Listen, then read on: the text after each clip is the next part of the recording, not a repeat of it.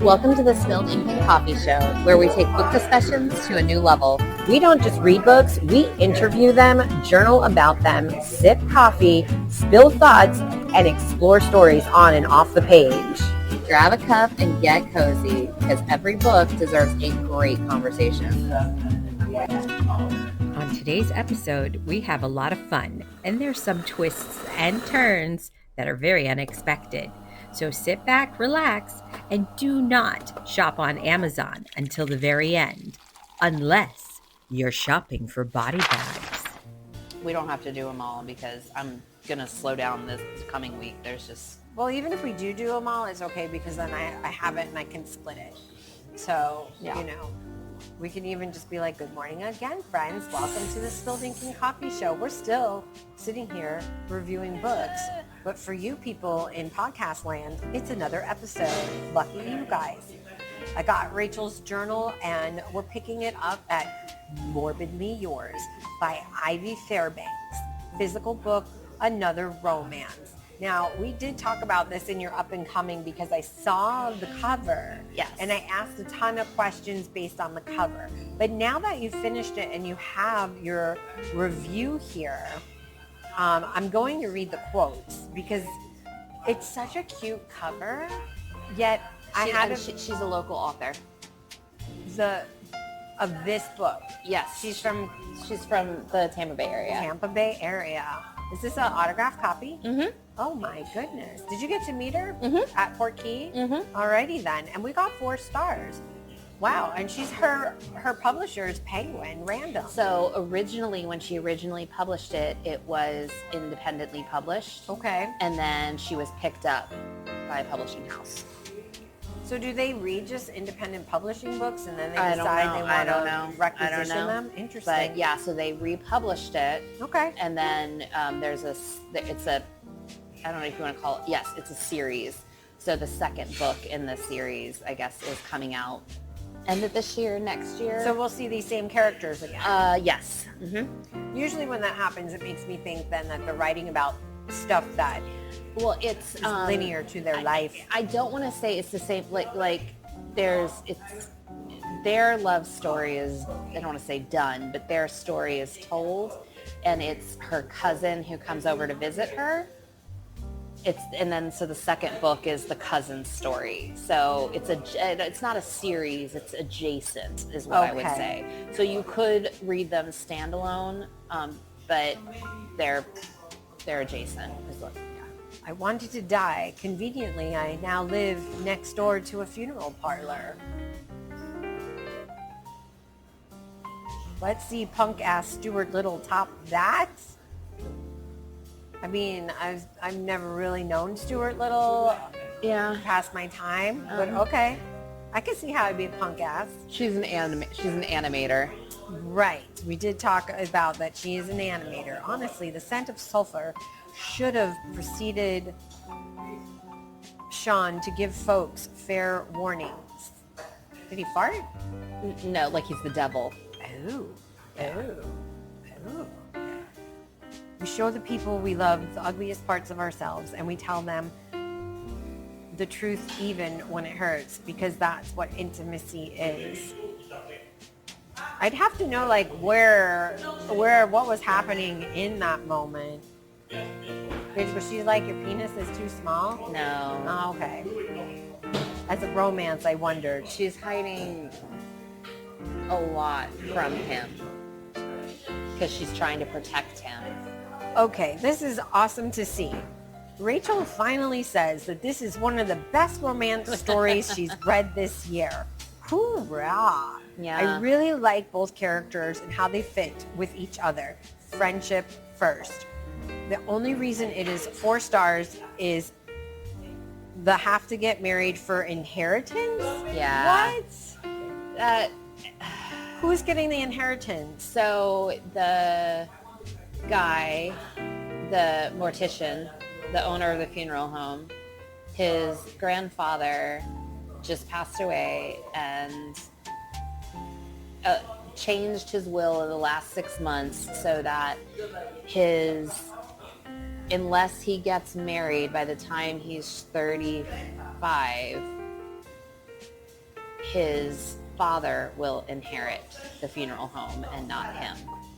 I hate these little clauses. And it's it's Santa Claus. I get it. Like, you gotta have there has to be a reason for her to help him find a girl. Like,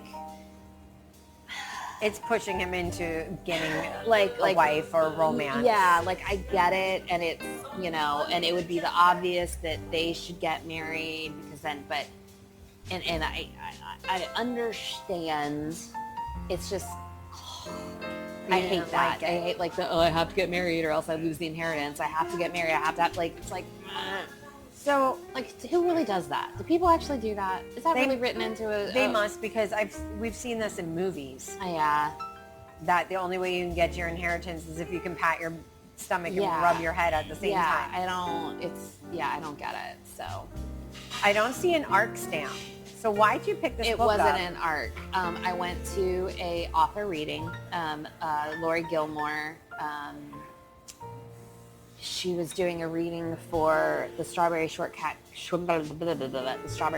Pancake House, and Ivy Fairbanks was doing the interviewing.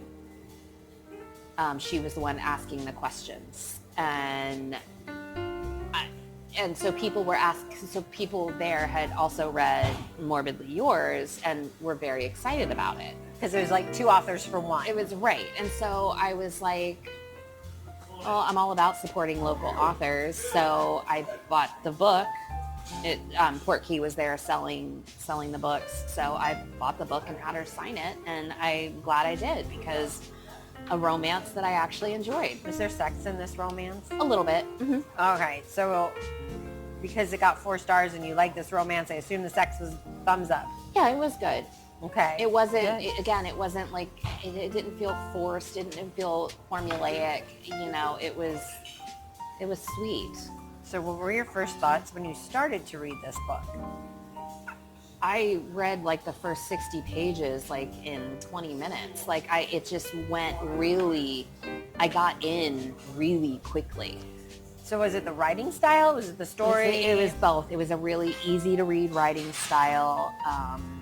Both the characters were super likable. I guess, so in reading a little bit more about Ivy Fairbanks, which next time I see her or go to a reading by her, it's something I want to ask her about. Because she herself has disabilities. She's confined to a wheelchair. She likes to write her characters with some sort of unique quality. So the male main character in this book he has a stutter, and he's painfully shy. Just can't speak. And not that, I don't want to lump that into it's a disability, but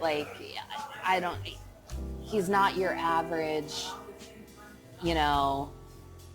There's romance. Right. There's a lot of people character out there that have quirks and he's just sweet. And he dresses in suspenders and tweeds. He dresses like an old man. He's old fashioned. And you see that in the artwork, actually. Because I remember when I saw this, I said, is he an older man? And you're like, no.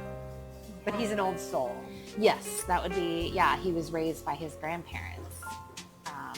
So it was a sweet Well, give us a quick little summary, because I can't ask you the rest until we get the idea. Because right now, this looks like she committed murder, he buried the body. No, so she's an animator. She has lost her husband died in a car accident 2 years before. She's a widow. She's a widow, and she feels responsible for the accident, even though she's not. They had a fight, and he went and drove, but she feels that she's undeserving of love and is committed to never getting in a relationship or getting married again, because she was too focused on her job as an animator. And that caused the issues. So she takes an 8-month contract in Ireland at this animation studio to work on a short film. and ends up moving in next door to a funeral home. And she's a great character. She's bubbly, she's cheery, but then there's still this dark side that she never tells him. He just assumes she's divorced. She never tells him, no, my husband died. So he doesn't really figure that out until 60% through the book. And that's, because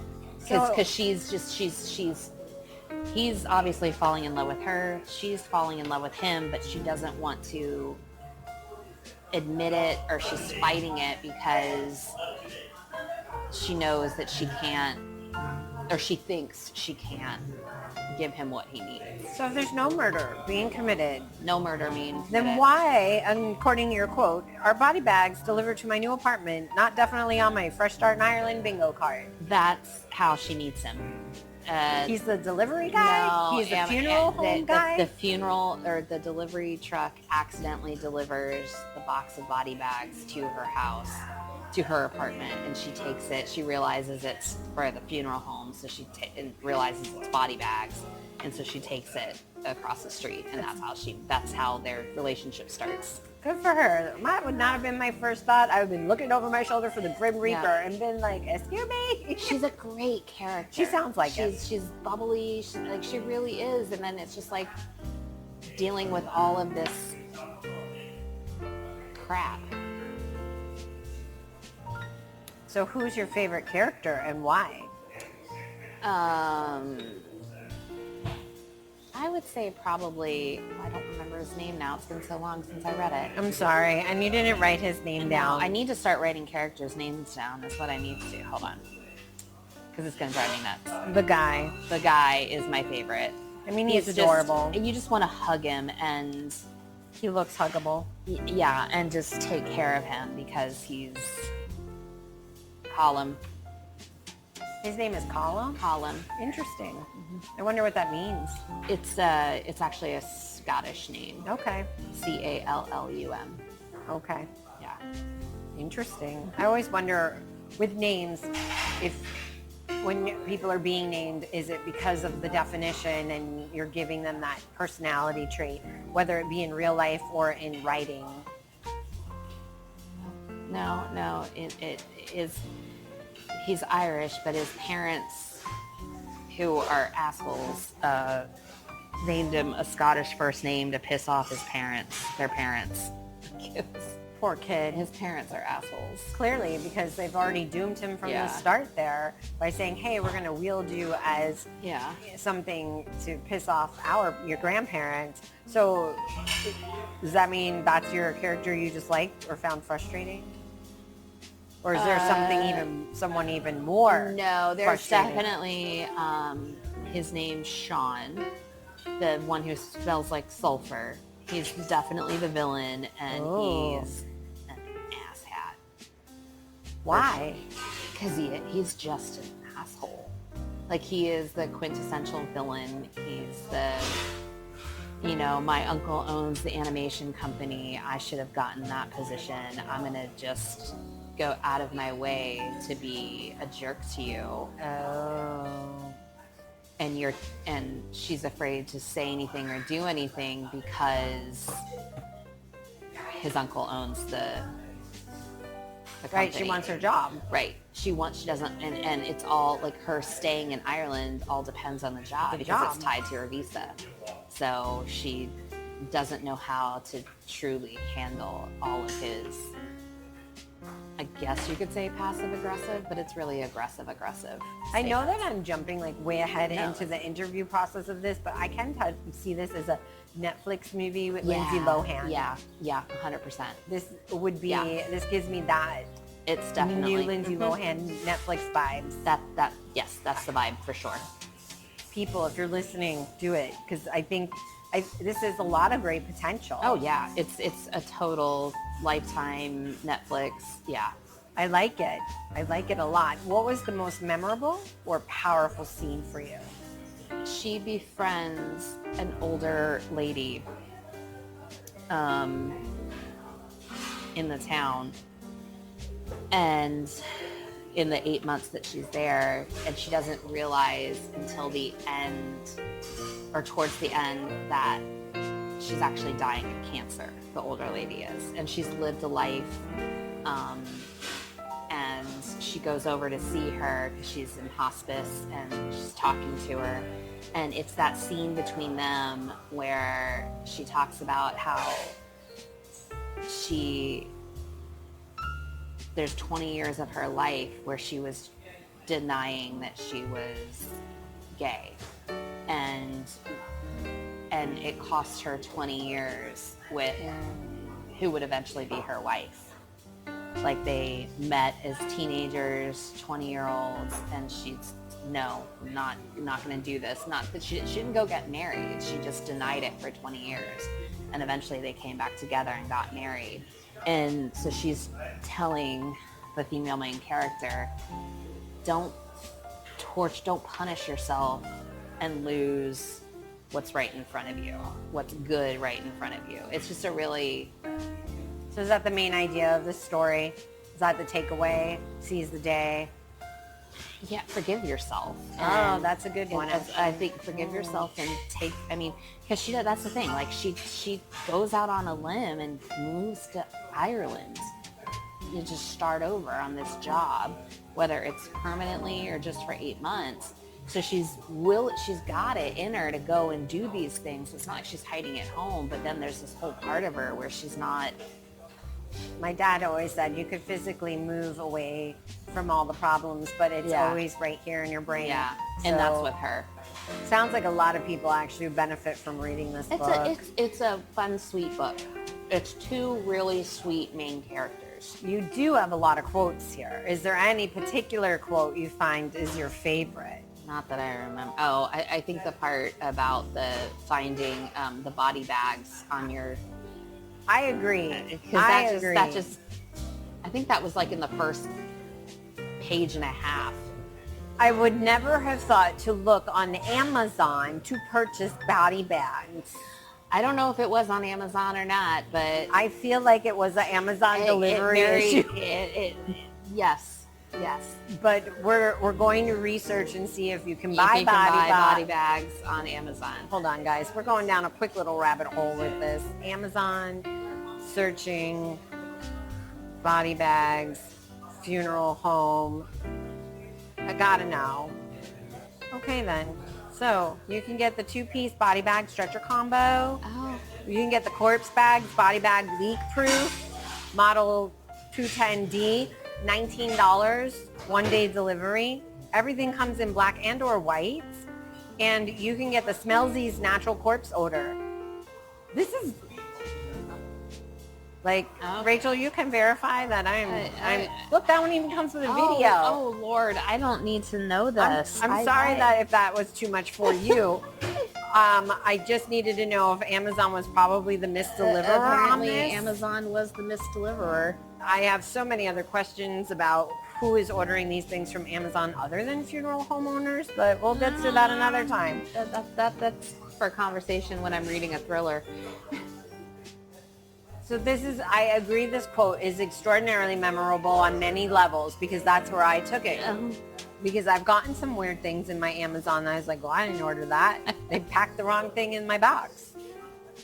So yeah, now I know if we see that, then that's something that that was there. It's not a joke or a prank. Nope. Boy, oh boy, the reality. Is there anything that you wish that Ivy did differently in this story? Because we only have 4 stars, so where is the 5th star for you? It's the have to get married or lose the inheritance trope. I don't enjoy. That's the part that makes it the Lifetime movie. And that's the part that I like the least. Do you watch a lot of Lifetime movies? No. Right, exactly. That makes sense to me. So you haven't read anything else from her? No, I haven't, and I would read the second book when it's published for sure. Is this her first book? Or she has others? She has a few others. This is her first with a publishing house. Are you going to recommend this book to people? Absolutely. Why? Why would we want to read I it? think if you just want a fun, cute romance set in Ireland. I mean, who doesn't want to read a cute little book about Ireland? So now you get to color in Ireland on your map I tracker. did. Mm-hmm. It's very good. So we've already talked about adapting it. So let's give this one a weird ass question.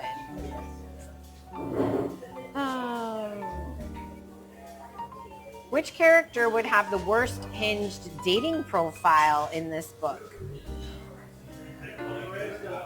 So I laugh because it's really funny that you asked that question, because she puts Colum on a dating website when she's trying to help him find a wife to get married, when she's saying she can't marry him. But let me find you a wife. Let me find you a wife. We're doing a personal ad. And so he's going on all these really bad dates. And they're like comically bad. Like there's one, it's a first date that he met on the app or whatever. She shows up to the first date with her 2-year-old child and introduces Colum to the child as meet your new daddy. And the kid ends up like throwing food all over the restaurant. It's like the quintessential terrible first date. So it's so funny that you picked that question, because the bad dates that he goes on because of the dating app are just Is that so the good. humor part? It's so funny. Okay. Yeah. This actually piques my interest because I'm not usually a romance reader. Well, and you know how I am with romances. Yeah, so- you swore them off like 5 romances and ago. then I read a good one. So That's amazing. Well, I love it. We're going to turn the page on that. Morbidly Yours, guys. Get it. Read it. It's cute. You can tell by the cover that it's super adorable. And then as I turn this cute little page, I see something that looks a little sullen. I don't know. We'll see. Passing. The author is Nella Arsen. Physical book, historical fiction. So I imagine only 120 pages. Mm-hmm. So a Penguin classic. So you need to give us what this is about. Why is this a classic? So this was written during the Harlem Renaissance, about the Harlem Renaissance, and it is about. First you need to define Harlem Renaissance to everybody who doesn't know what that is. Okay. Real quick. Harlem Renaissance, 1920s in Harlem. Resurgence of, or attention being drawn to African American art, both music, the jazz, the singers, Ella Fitzgerald, and the writing, the poetry, and the art. There was a lot of high art. I don't want to get into all that. Sorry, being a teacher there for a minute. Lots of amazing artists, lots of amazing writing, poetry, and this is a historical fiction a about historical that. fiction. It was written during the Harlem Renaissance, about the Harlem Renaissance. So, Happy Juneteenth. Oh, that's appropriate. Yes. So it was. This is actually. It was a part of a Goodreads challenge. Top 100 books of the 20th century. So starting in 1901, going through 1999. And this was for the year, I forget which year it was published. I'm actually going to read your review because your review says a lot of thoughtful things. Okay. The review says, talk about making me think. What I thought this book was going to be is not where it ended up going. Yes, there was a lot of period, meaning the Harlem Renaissance, but I did not see the social aspect and ramifications for Irene coming. I also did not see the ending of this book coming. The characters and stories were fantastic, and I loved a glimpse into the life that's happening in Harlem. Well, yeah, what would you expect if you've never lived in a place, period, let alone Harlem?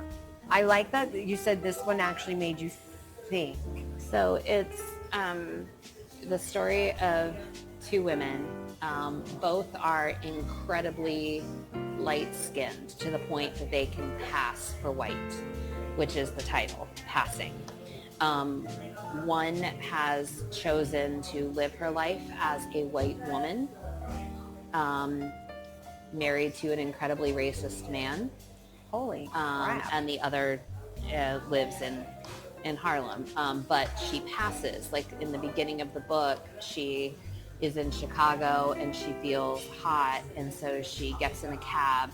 She's able to catch a cab, no problem, and go up to like the rooftop restaurant at a store and have a glass of iced tea. And as I'm reading it, like reading the first part, I'm like, how is she able to do all this in the 1920s? Like no cab would pick up a black woman, no store, no restaurant would let a black woman just walk in and sit down. Like and then you realize it's because she passes for white. They don't question. Even though she lives her life as a black woman, she's able to pass in certain situations. So and they're childhood friends and they reconnect, and it's fascinating. And I feel so many things way deep inside my gut about this, because these are black women who read as white women. And there's a lot of white women who read as black women, and it's all the DNA. And they talk about that a little. Because it's a little bit in the book. Yeah, it takes me back to Just Be a Kind Human. Damn it. Yeah. Wow, So, that's intense. Yeah, this is intense. It was an intense 120 pages. Why'd you pick this book up? It was a good read on the Goodreads It was just challenge, the challenge. and I actually bought this copy when we went to the Book Rescuers when it was still in the outdoor. Oh my goodness. So I had the book in my stack. It showed up on the Goodreads challenge, so I took it as a sign. Go and to I your read it. personal library and Yeah. read it. Interesting. Yep. Side note, I'm struggling now with, I used to keep all my books, and then I started giving my books away or selling some of the more rare ones. And now I don't know with the books, since we've been doing this, do I want to keep my library together, or do I want to pass on these good books again, other than Secret Shelf? I want to keep my library together, but I also want to, if someone wants a book, I want to give them a book. Okay. I don't want to just give that, like I don't want to just take a box and and drop here. it off. I can't do that. But if it's like, oh wait, I have this great book.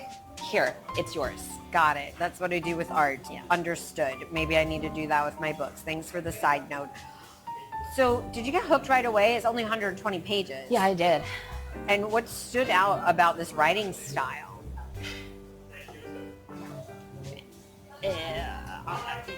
I think because it was, okay, I'm about to get a little teachery here. It was third person limited, so you only saw the thoughts and feelings of Irene and not everyone. So it was an outside narrator, but you just really got to the nuts and bolts and guts of Irene as she goes through this whole process of dealing with this friend who passes, is married to a racist man, but yet her friend is like she keeps showing up in Harlem, going to all these African-American events, almost like she's tempting fate, like she wants her husband to find out. So she can live her true self? Very interesting choice, though. It's the conflict. It's a big conflict. Yeah. That's why I said My heart hurts for her. Yeah, it's not one that I can really speak on because it's not my life, but it was something that definitely made me think. Did you look the author up? I mean, yes. So is she an African-American Yes. author? Oh, yeah. Okay. Yeah. I wonder how much of this she experienced. A lot, I'm sure. I would Yeah. imagine. I think she published a lot of short stories and I think 3 novels. Masterclass, honey. We need you on a masterclass. Harlem Renaissance is a big thing, and if she can speak to that. Well, she's not alive. Oh, sorry. Somebody else. Masterclass. She was like 40 when she was writing in the 20s. Wow. Okay. This book was written in the 20s? Yeah. That's why it's the classic. Yeah. It is old literature. Yeah, it's not new. Got it. As opposed to we're writing about the 20s. No, this is, from a, yeah. Wow, it makes it extraordinarily It more was in the moment. profound. It was writing. Clearly it's in the moment. That's why my heart is also hurting then. It's like Raisin in the Sun. It's like Color Purple. Yes, all of those. thank Langston you. Hughes, W.E.B. Du Bois, all of those. All of those writers. Like those are big things that you're telling everybody. Do you have a favorite character? I'm sure I know who your least favorite character is. Not the dirtbag husband. Not the dirtbag husband. Oh, wow. I think maybe Irene, the main character. It sounds to me like your favorite person is the author. It's just it's a thinking story. Like I have a hard time really like speaking like on the story and the themes and all that because it's not my story. It was just something to read and learn and think about. Did this make you think differently about something? It made me learn about another piece of what life was like in the Harlem Renaissance for a person of color. Any memorable scene or passage or moment resonate and stick with you? Yeah, when Irene and one of their other friends, they're all three of them together in the hotel room, and the dirtbag racist husband comes in, and the things he says, and he doesn't realize, because all three of them are capable of passing, so he doesn't realize that he's speaking,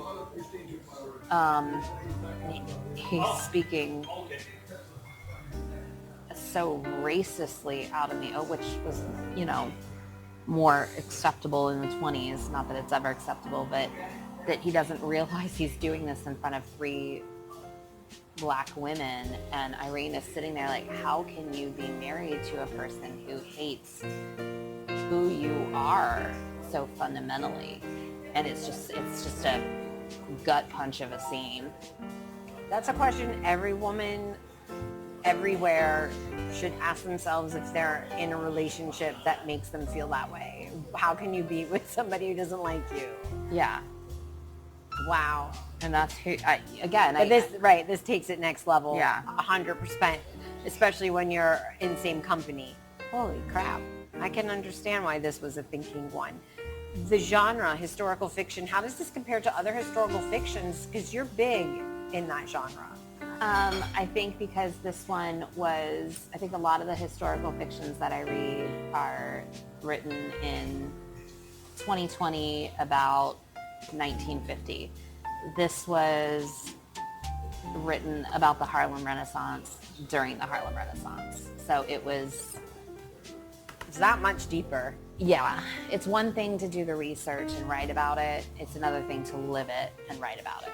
So I think that's the difference between this type of historical fiction and the other ones that I read. I do have to comment on the cover art is stunning. Yeah. Whoever did the monochromatics with a little bit of that blue in there. Yeah, it's somewhere in the book. I think it is gorgeous. Would you recommend the book? Yeah. And who?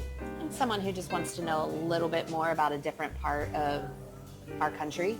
All right, so friends, that was passing Nella Arsen. Happy Juneteenth. Obviously, this is one that's going to make you think and really just treat your fellow human kindly, or alien. I'm about all of everything. All life, treat it all kindly. Wow, this one we're going on to the next one.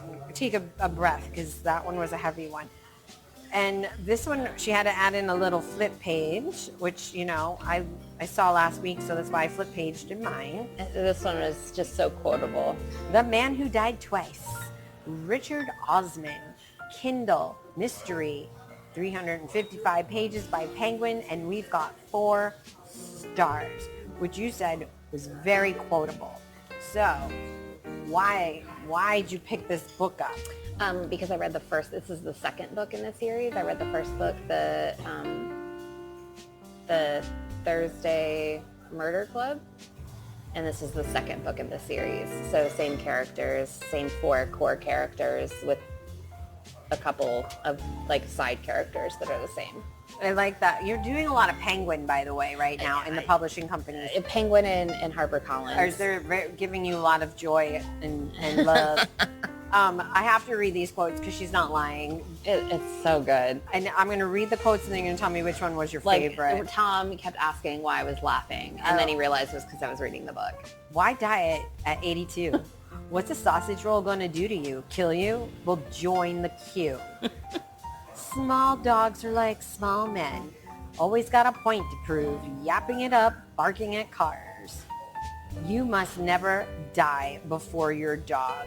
Oh my God, I agree with that. I'm nearly 70, darling. Everything is a stunning feat of memory these days. I feel like this should have a British accent. It does. It takes place in England. Oh, okay. He once killed a poet, but that's as far as he and poetry go. Why did he kill a poet? Okay. They say a man who desires revenge should dig 2 graves. That's the truth, too. Yeah. People seem to be punctual where diamonds and cocaine are involved. Wait, I gotta read it again without laughing. But I just took it, I just went right to Ghost God. Oh, man, cocaine. People seem to be punctual where diamonds and cocaine are involved. So of all of these, which is your favorite quote? Let me see. Please do. Did you write more quotes? Yeah. Holy crap, read them. And if one is never No, in your British accent because you're a seasoned actor. Oh, Lord. And if one is never lost in life, then clearly one has never traveled anywhere interesting. More women are murdering people these days. If you ignore the context, it's a real sign of progress. Yes. This is my favorite because I feel this after a workout. Joyce thinks about kneeling, but really, kneeling over the age of 65 is a pipe dream. Wow. There you go. Wow. Read it just for the quotes, guys. It's not an arc. It's just the second one in a series. It's from the library. It's from the library. Yay. So you picked it up because it's part 2 and you liked, or book 2 and you liked book Yes, 1. I had requested it on Libby. It just happened to come due at the right time. It's come available before, but I've been reading other things, so I keep pushing it off. So it came due and I read it and I'm so glad I did. I've already requested the 3rd one. Wow. So this hooked you right away. Oh yeah. And your first thoughts when you started reading? I liked it a lot better than the first one. Oh, interesting. Now, I listened to the first one and I read this one. So it's either, now too, I was more familiar, like the first one, they're introducing the characters and they're solving a murder and they're forming a bond. They're just becoming friends in the first one. Like this one, they're friends. The friendship is solidified and it's real. So I don't know if it was a combination of I needed to read this instead of listen to it, or the fact that I was more familiar with the characters and the relationships were stronger. I don't know. I'm going with the reading part made the difference, especially because as a theater performer, when you're reading, you give them the voices and the personalities and the characters. And unless it's a one-man show or like the recent audio that we did, a one-man alien show, I think that's really hard to listen to when there's so many 4 strong friendships. So you have to be able to develop your character development in your imagination. Yeah. That's just me breaking it down. I think that's why I liked this one. I agree. And it makes me think that this would be another one that's great for the stage. So the first one is coming out in August on Netflix. Not on stage? I really think this sounds like this could be fun. No, the first movie is coming out in August on Netflix. It's Pierce Brosnan and Helen Mirren. Makes sense. I can't remember the 2 other ones. I should, but I don't. So it's a powerhouse. I can't wait to watch it. Okay. We'll watch it and then we'll talk about it. Yeah. I like that. So obviously it's great writing style. Yeah. Is there something different about the way that Richard writes a mystery versus other mysteries? Or is he just tapped into that vein of old classic? It's comical. Yes. I mean, it's not meant to be taken. This is not one of those like. This is a comedic mystery. Yeah, I like that. It's not a thriller. It's not. Don't take it serious. Don't take it seriously. Like it's farcical. Like you're like this wouldn't ever actually happen. Now we have 4 main characters. Yeah. You say you love them all. Is there a favorite in the group?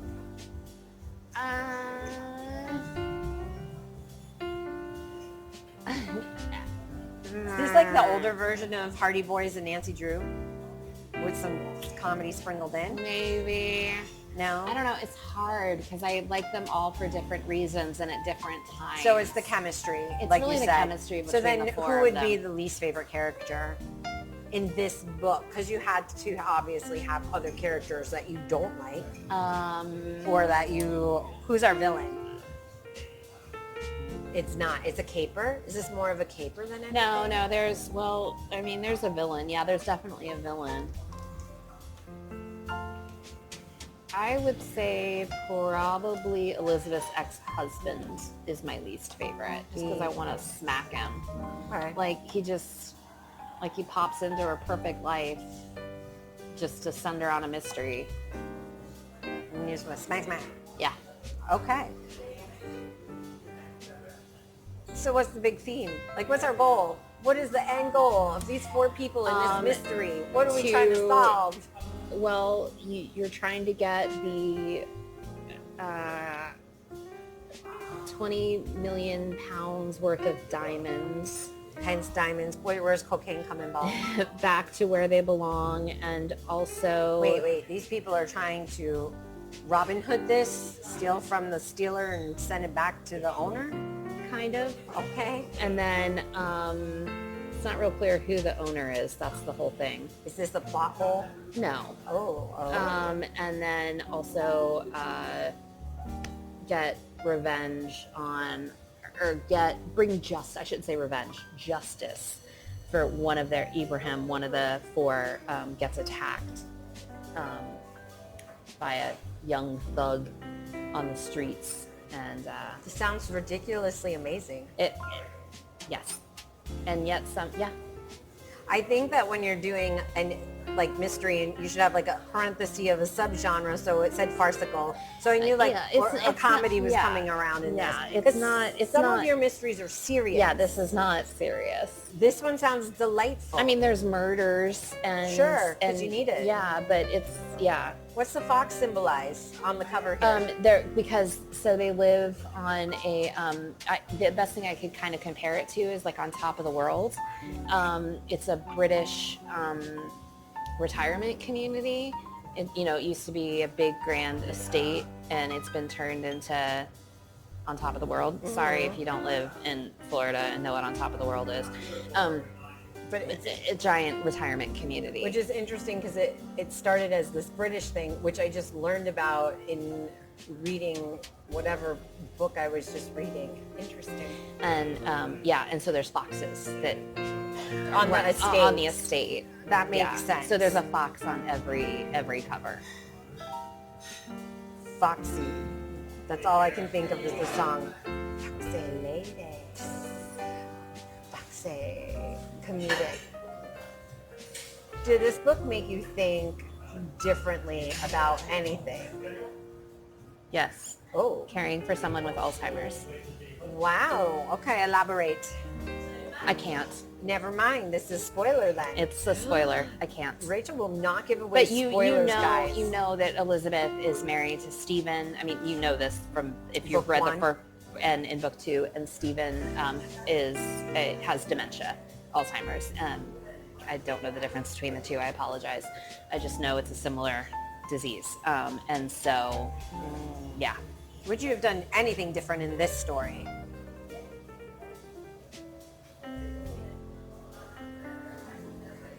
I think the only thing I would have done differently is I would have had Ibrahim somehow more involved. I feel like he got attacked and it took him out of the story. And I love that he's just such a sweet character. And he's still in the story and he's still very important to the story, but I feel like the attack took him out. Is he part of the 4? Yes. Maybe the 3rd book, he'll have his moment. That's what I'm hoping. Are there, other than this series that's, started with Richard Osman, does he have other books? Yes. What kind of other stuff does he Similar write? genre. Okay. All mysteries. Okay. Or anything as popular as this one? I don't think so. I think the Thursday Murder Club has been the popular. That's what this is known as? Oh, I see it at the bottom. A Thursday Murder Club mystery. How do we come up on that? Because that's the day that the puzzle room is available. In the retirement home. So that they can talk about their murders. They in the first book, it's because they pick unsolved murders. That's amazing. And they just talk about them, and then they end up solving one. Getting all wrapped up into it. Yeah. Actually happening. Yeah. This is brilliant. How old are these cast members? They're all then in a retirement home in their 65, 60s? 70. I think they're all over 65. So which character from this book would be least helpful in an escape room? And what is it that they're doing to hinder the escape? The 2 police officers. What? Because they're too logical and they're too by the book. And these 4 are the ones you want because they're going to break all the rules. I love this so much. And are you recommending this book?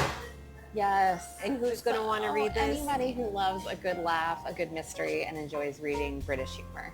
I love that. We are turning the page on The Man Who Died Twice, coming out on Netflix, the book 1 in a few. That's a wrap. Time to close the book on today's episode.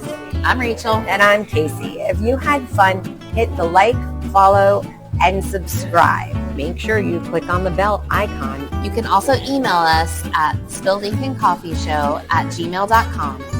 Send us your questions, tell us what you're reading, or share what we should dive into. Until next time, keep your coffee hot and your pages turning. Bye, guys. Spilled ink, endless coffee, and great book chats. That's what we're all about.